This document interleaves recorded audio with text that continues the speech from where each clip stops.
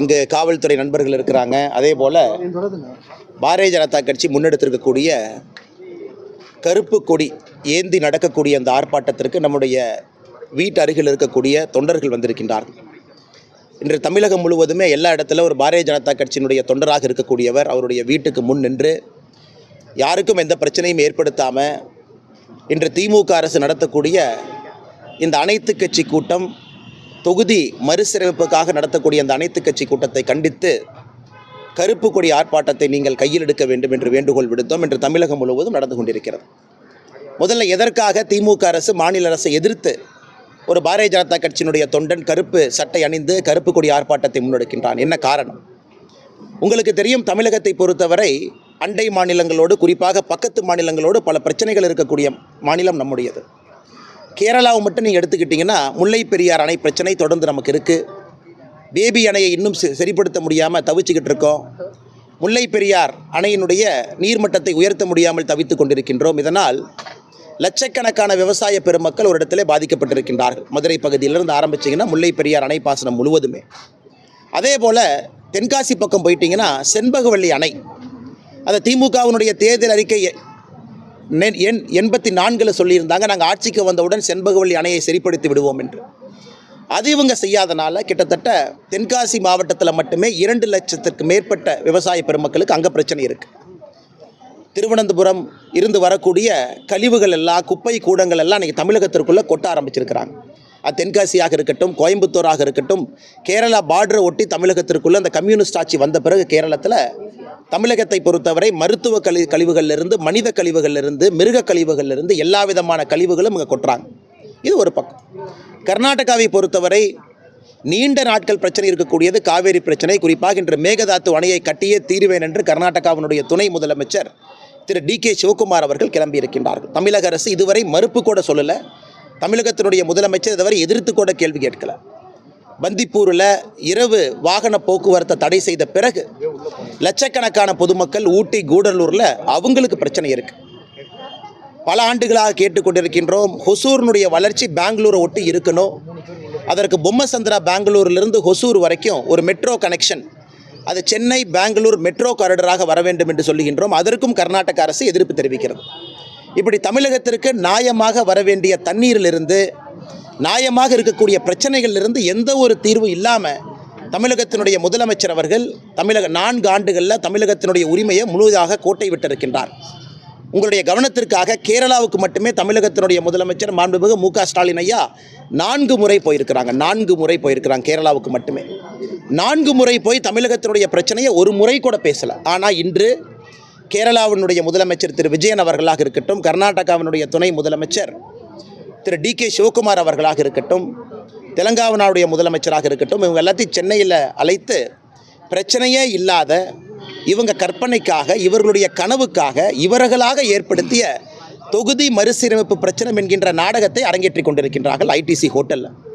அதனால் தமிழக மக்களுடைய உரிமையை தொடர்ந்து விட்டு கொடுத்து, கடந்த 4 ஆண்டுகளாக திமுகவினுடைய ஆட்சியில் உரிமையெல்லாம் விட்டு கொடுத்து இவர்களுக்கு அரசியல் லாபம் வர வேண்டும் என்பதற்காக கம்யூனிஸ்ட் ஆட்சியோடு நெருங்கிய தொடர்பு, காங்கிரஸ் ஆட்சியோடு நெருங்கிய தொடர்பு கொண்டு நம்முடைய உரிமைகள்லாம் விட்டு கொடுத்த மாநிலத்தினுடைய முதலமைச்சர் ஐயா மு க ஸ்டாலின் அவர்களை எதிர்த்து இந்த கருப்பு கொடி ஆர்ப்பாட்டம், கருப்பு சட்டை அணிந்து தமிழகம் முழுவதுமே பாரதிய ஜனதா கட்சியினுடைய தொண்டர்கள் ஆர்ப்பாட்டம் நடத்தி கொண்டிருக்கின்றார்கள். இன்றைக்கு நடக்கக்கூடியது வெறும் நாடகம் மட்டும்தான். தொகுதி மறுசீரமைப்பில் தமிழகத்திற்கு எந்த விதமான பிரச்சனையும் வரப்போகிறதில்லை. தமிழகம் உட்பட எந்த மாநிலமாக இருந்தாலும், குறிப்பாக நம்முடைய தென்னிந்திய மாநிலங்கள் யாருமே அவர்களுடைய விகிதாச்சார அடிப்படை படி ஒரு சீட்டு கூட இழக்க போகிறதில்ல. எல்லாரும் இன்றைக்கி என்ன பொசிஷனில் இருக்காங்களோ அதே போல் இருப்பாங்க. தமிழ்நாட்டை பொறுத்தவரை 543 சீட்டில் 39 லோக்சபா சீட் நமக்கு இருக்குது. 7.17%. நாளை புதிய லோக்சபாவுடைய எண்ணிக்கை என்னவாக இருந்தாலும் கூட அதே 7.17% தமிழகத்திற்கு இருக்க போது, யூபிக்கு அதே இருக்க போது, கர்நாடகாவுக்கு அந்தந்த விகிதாச்சார அடிப்படையில் இருக்க போகுது. அப்படி இருக்கும் பொழுது இவர்களாக இவ்வளவு பிரச்சனை இருக்கும் பொழுது அதையெல்லாம் மறைத்துவிட்டு மறந்துவிட்டு ஒரு தொகுதி மறுசீரமைப்பு நாடகம் என்பதை நடத்தி கொண்டிருக்கின்றார்கள். இதையும் கண்டித்து பாரதிய ஜனதா கட்சியினுடைய தொண்டர்கள் தமிழகம் முழுவதுமே கருப்பு கொடி ஏந்தி, கருப்பு உடை அணிந்து ஆர்ப்பாட்டம் நடத்தி கொண்டிருக்கின்றார்கள். அன்பு சொந்தங்களே, உங்களுக்கும் தெரியும், நம்முடைய தொண்டர்கள் கோஷமிட்டபடி தமிழகத்தில் எங்கேயுமே படுகொலைகள் நடக்காத ஒரு நாளே இல்லை, பாலியல் வன்முறைகள் நடக்காத ஒரு நகரமே இல்லை, ஊழல் இல்லாத எந்த ஒரு அரசு துறையுமே இல்லை என்கின்ற அடிப்படையில் இதை தினமும் பார்த்து கொண்டிருக்கின்றோம். இதற்கெல்லாம் முதலமைச்சர் பேசணும். இன்றைக்கி இன்னொரு விஷயத்தை நம்முடைய முதலமைச்சருக்கு சொல்லிக்கொள்ள விரும்புகின்றேன். தமிழகத்தில் அனைத்து கட்சிகள் நிறைய பேர் சொல்கிறாங்க, நாம் இங்கே ஒரு காஸ்ட் சென்சஸ் எடுக்கணும், ஜாதி அடிப்படையில் எவ்வளவு மக்கள் இருக்கிறாங்க அப்படிங்கிற ஒரு கணக்கெடுக்கணும், அதன் பிறகு நம்முடைய திட்டங்களை எல்லாம் கொண்டு சேர்ப்பதற்கு முயற்சி எடுக்கணும். இன்றைக்கி தெலங்கானாவுடைய முதலமைச்சர் வந்திருக்கிறாங்க. அந்த மாநிலத்தில் அவர் ஜாதி சென்சஸ் எடுத்திருக்கிறாரு. எடுத்த பிறகு ரிப்போர்ட்டை வெளியிட்டிருக்கிறார். ஆனால் தமிழகத்தினுடைய முதலமைச்சர் என்ன சொல்லுவார்னா, நாங்கள் எடுப்பதற்கு அனுமதி இல்லை, மத்திய அரசு எடுக்கணும். அது எப்படி நியாயம்? அதனால் தமிழகத்தினுடைய முதலமைச்சருடைய பல பொய்கள் இன்றைக்கி வெட்ட வெளிச்சமாகுது. தெலங்கானாவிலிருந்து வந்திருக்கக்கூடிய முதலமைச்சர் அவருடைய மாநிலத்தில் ஜாதி சென்சஸ் எடுத்திருக்கிறார். ஆனால் தமிழகத்தினுடைய முதலமைச்சர் எடுக்க முடியாது, மத்திய அரசு மேலே பழிய போடுறாங்க. அதையும் தெலங்கானா முதலமைச்சர்கிட்ட கற்றுக்குங்க. இதில் நீங்கள் தொகுதி மறுசீரமைப்பை பற்றி பேசுங்க, பேசாமல் போங்க. ஆனால் தமிழர்களுடைய உரிமையாக இருக்கக்கூடிய முல்லை பெரியாறு, செண்பகவல்லி அணை, மருத்துவ கழிவு கொட்டுதல், இதெல்லாம் கேரளாட்ட பேசுங்க. Bommasandra Hosur corridor, Chennai metro Bangalore corridor, குறிப்பாக பந்திப்பூர் இரவு நேரத்தில் செல்லக்கூடிய வாகன போக்குவரத்து பிரச்சனை, மேகதாத்து அணைக்கு எதிர்ப்பு சொல்லி அனுப்புங்க. இன்றைக்கி வந்திருக்கும் பொழுது எதிர்ப்பு சொல்லி ஆளுகின்ற கட்சியாக மத்தியில் இருக்கக்கூடிய பாரதிய ஜனதா கட்சி நாங்கள் எதிர்க்கிறோம். மோடி ஐயா தமிழகத்தினுடைய அனுமதி இல்லாமல் மேகதாத்து அணை கட்ட முடியாதுன்னு சொல்லியாட்டி, அப்படி இருக்கும் பொழுது தமிழகத்தினுடைய முதலமைச்சர் வாயை திறந்து தமிழகத்தினுடைய எதிர்ப்பை பதிவு செய்வதற்கு என்ன பிரச்சனை? இதையெல்லாம் முதலமைச்சர் அவர்கள் என்று செய்ய வேண்டும் என்று இந்த நேரத்தில் நாங்கள் வேண்டுகோள் விடுக்கிறோம்.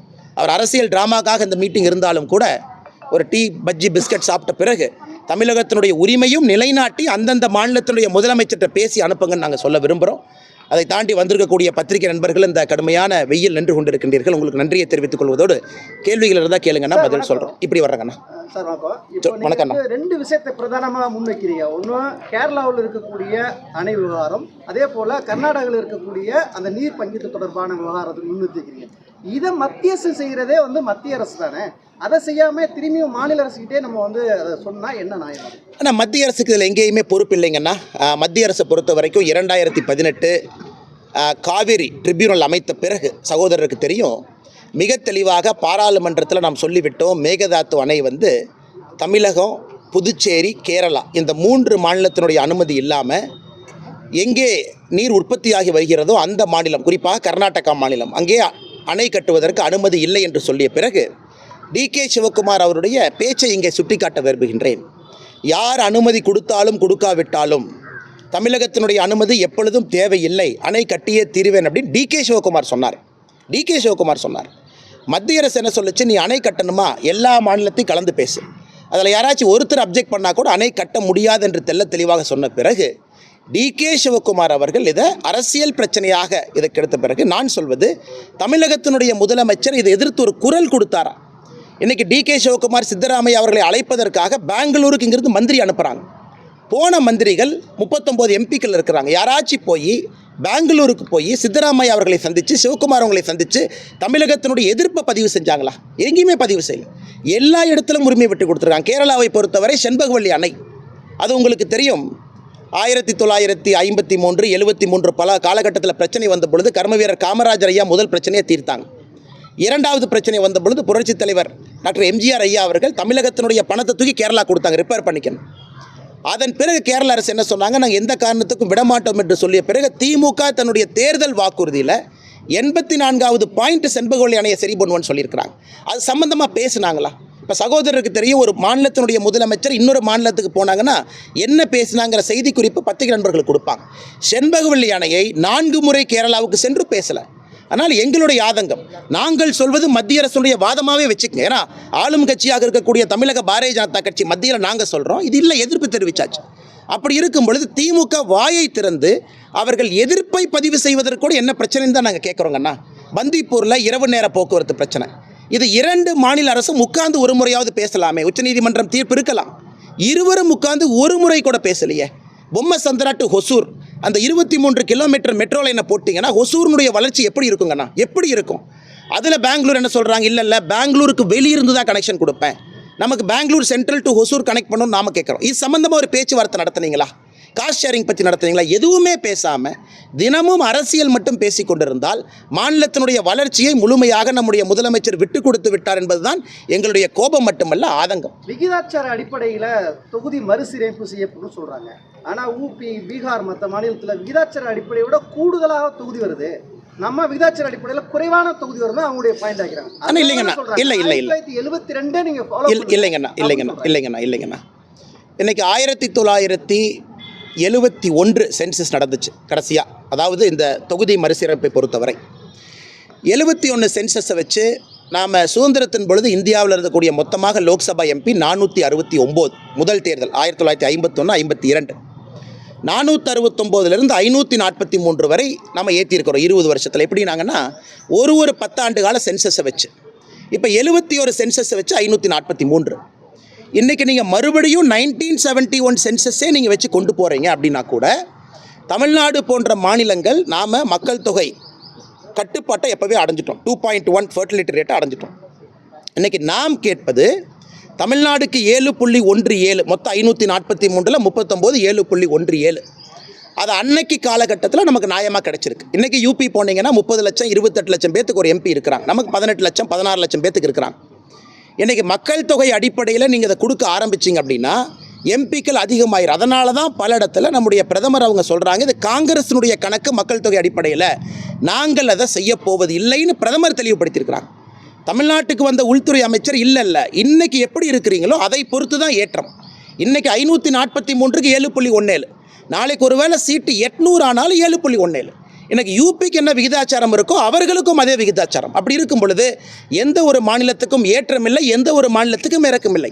எங்களை பொறுத்தவரை இது சரியானதாக இருக்கும் என்று நாங்கள் கருதுகின்றோம். விகிதாச்சார அடிப்படையை தவிர நீங்கள் எந்த ஆக்ஷன் எடுத்தாலும், நிலப்பரப்பை வச்சு போகலாம், யூபிக்கு நிலப்பரப்பு பெருசு, இல்லை நம்ம மக்கள் தொகையை வச்சு போகலாம், யூபிக்கு மக்கள் தொகை அதிகம். 1971 பாப்புலேஷனுக்கு பின்னாடி நீங்கள் கணக்கு பார்த்தாலும் சகோதரருடைய கேள்விக்கு யூபி இன்னும் அதிக மக்கள் தொகை தான் இருக்கிறாங்க. நீங்கள் 2 மக்கள் தொகையும் பேலன்ஸ் பண்ணால் கூட.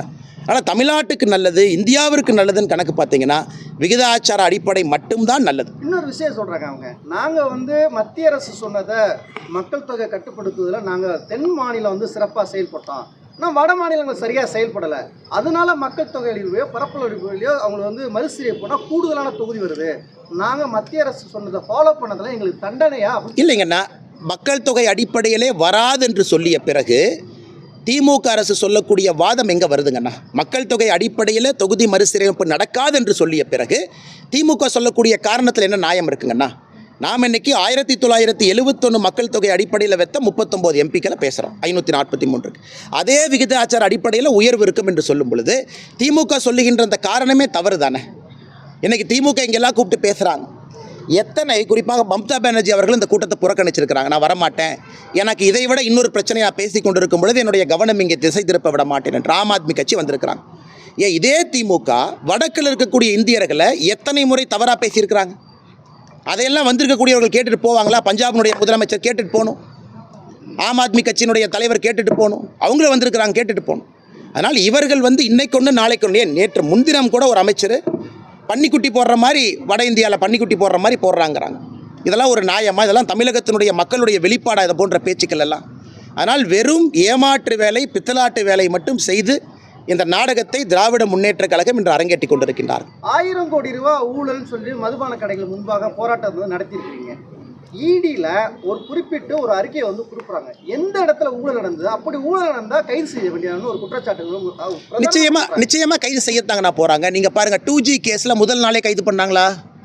2G கேஸில் எல்லா வீட்லேயும் ரைடு பண்ணோடனே கனிமொழி அக்காவை அப்படியே வேன் ஜீப்பை திறந்து அக்கா உள்ளே உட்காருங்க, திகார் ஜெயிலுக்கு வண்டியை விடுறான்னு சொன்னாங்களா? எந்த ஒரு வழக்குமே, எந்த ஒரு ரைடுமே அன்னைக்கே கைது பண்ண மாட்டாங்க. அதனால் யாரும் பண்ண மாட்டாங்க. அது இன்னும் அப்பீல் இருக்குண்ணே, அது இப்போ அப்பீல் இருக்குது. ஒருவேளை கனிமொழி அக்கா வெளியே வந்துட்டீங்க நீங்கள் சொன்னால் கூட அது இன்றைக்கி அப்பீலில் ஃபாஸ்ட் ட்ராக் கோர்ட்டில் சிபிஐ கோர்ட்டில் போயிட்டுருக்கு. அதனால் இன்றைக்கி திமுகவில் நீங்கள் ரைடு பண்ணீங்க, நைட்டை ஏன் கைது பண்ணல? அப்போ நாங்கள் குற்றவாளிகள் இல்லை என்கின்ற வாதத்தை ஏற்றுக்கொள்ள முடியாது. ஒரு ரைடு பண்ணதுக்கப்புறம் இன்ஃபர்மேஷன் எடுக்கிறாங்க, டாக்குமெண்ட்டை எடுக்கிறாங்க, செக் பண்ண போகிறாங்க, தொடர்ந்து நடக்க போகுது. செந்தில் பாலாஜியினுடைய அவர்களுடைய கைதனை ஒரே நாளில் நடந்துச்சா? ரைடு எப்போ நடந்துச்சு? அதனால் நிச்சயமாக யாராவது திமுகவில் அது போல் பகல் கனவு கண்டுட்டு இல்லை நம்ம ஊழல் பண்ணிட்டோம் தப்பிச்சுக்கிட்டோம் யார் நினைத்தாலும் கூட இடி விடக்கூடாது என்பது எங்களுடைய கோரிக்கை. இடி போன்ற ஒரு அமைப்புகள் யார் ஊழல் செஞ்சுருக்கிறாங்களோ பிடிச்சி உள்ளே வைக்கணும். அதுவும் இந்த 1000 கோடி ரூபாய்க்கு மேல் என்கின்ற வாதத்தை தொடர்ந்து பாரதிய ஜனதா கட்சி வைத்து கொண்டிருக்கின்றோம். நிச்சயமாக இந்த டாஸ்மார்க் ஊழல் இந்தியாவையே உழுக்கக்கூடிய ஒரு ஊழலாக, தமிழ்நாட்டினுடைய அரசியல் சரித்திரத்தை மாற்றக்கூடிய ஒரு ஊழலாக இருக்கும் என்பது எங்களுடைய நம்பிக்கை. அதை ரெண்டு விஷயம் சொல்றாங்க. டெல்லியில அதே போல பண்ணாங்க பிஜேபி, தமிழ்நாட்டில் வந்து கையில் எடுக்கிறாங்க. ஆனால் நேரடியாக அரசு துறையில் 1000 கோடி ரூபா ஊழல் இல்லை, ஒப்பந்தம் எடுக்கிறதுக்கு மையமாக வச்சு குற்றச்சாட்டு முன்வைக்கிறாங்க. அது விருதான குற்றச்சாட்டு மட்டும்தான் அப்படின்னு சொல்றாங்க. ஆனால் அது திமுகவினுடைய வாதம். திமுக இன்னொரு வாதமும் சொன்னாங்க. இன்னைக்கு இடி நடவடிக்கை எடுத்திருப்பதெல்லாம் பார்த்தீங்கன்னா எங்களுடைய காலத்தில் போட்ட எந்த எஃப்ஐஆர் இல்லை. 2021 மே மாதத்தில் நாங்கள் ஆட்சிக்கு வந்துட்டோம், எங்கள் ஆட்சியில் போட்டதில்லை. இடியினுடைய அஃபிடவிட் கோர்ட்டில் பார்த்துருந்தீங்கன்னா 2021 திராவிட முன்னேற்ற கழகம் ஆட்சிக்கு வந்த பிறகு போட்ட பல எஃப்ஐஆர் அதில் கோட் பண்ணியிருக்காங்க. பல எஃப்ஐஆரை கோட் பண்ணியிருக்காங்க 2021 ஆட்சிக்கு வந்த பிறகு. அதையே திமுக மறைத்து எங்களுக்கும் அதற்கும் தொடர்பில்லைங்கிறாங்க. செகண்டு, இன்றைக்கி தமிழகத்தில் எல்லோரும் பேசக்கூடிய ஒரு விஷயம், 10 ரூபா 20 ரூபா ஒரு குவார்ட்டர் பாட்டிலுக்கு எக்ஸ்ட்ரா வாங்குறாங்க. அப்படி இருக்கும் பொழுது நீ திமுக காரனே ஒத்துக்கிட்டு போய் எங்களுடைய ஃபோட்டோலாம் ஒட்டுறான், இங்கே எம்ஆர்பி ரேட்டுக்கு தான் நாங்கள் விற்கிறோன்னா அதை எங்களுக்கு பெருமையாக கருதுகின்றோம். பாரதிய ஜனதா கட்சி இந்த பிரச்சனை எடுத்த பிறகு யார் டாஸ்மார்க்குக்கு போகிற சகோதரர்களுக்கு கூட எம்ஆர்பி ரேட்டு கிடைக்குதுன்னா அதற்கும் இன்றைக்கி பாரதிய ஜனதா கட்சி தான் காரணம். அது மட்டும் இல்லை, தொடர்ந்து பேசக்கூடிய எல்லா விஷயங்களுமே ஜெகத் ரட்சகன் அவங்க 2019 அக்காடு அவங்க வீட்டில் நடந்த ரைடு. நான் சொல்ல அக்காடை பற்றி, அன்னைக்கு 1000 கோடி ரூபாய் என்று இன்கம் டேக்ஸ் சொன்னாங்க. அவருடைய சாராய ஆலையில் வரி ஏய்ப்பு நடந்திருப்பது. அதனால் தொடர்ச்சியாக நீங்கள் பார்த்தீங்கன்னா திமுக இன்றைக்கி சொல்லலாம், நாளைக்கு சொல்லலாம். இடியும் இங்கே தான் இருக்க போது, திமுகவும் இங்கே தான் இருக்க போது, நீங்கள் இங்கே இருக்க போகிறீங்க, நான் இங்கே தான் இருக்க போகிறேன். அதனால் நிச்சயமாக வருகின்ற காலத்தில் இந்த ஊழலினுடைய பரிணாமத்தை நீங்களும் பார்க்கத்தான் போகிறீங்க, நானும் பார்க்கத்தான் போகிறேங்கண்ணா. இது